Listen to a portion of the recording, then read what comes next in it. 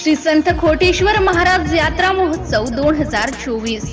श्री संत खोटेश्वर महाराज यात्रेनिमित्त एकलारा नगरीत येणाऱ्या सर्व भाविक भक्तांचे हार्दिक स्वागत आणि हार्दिक शुभेच्छा। शुभेच्छुक माननीय संगीतराव राजू भोंगड पाटील, माजी जिल्हा परिषद उपाध्यक्ष, बुलढाणा जिल्हा परिषद।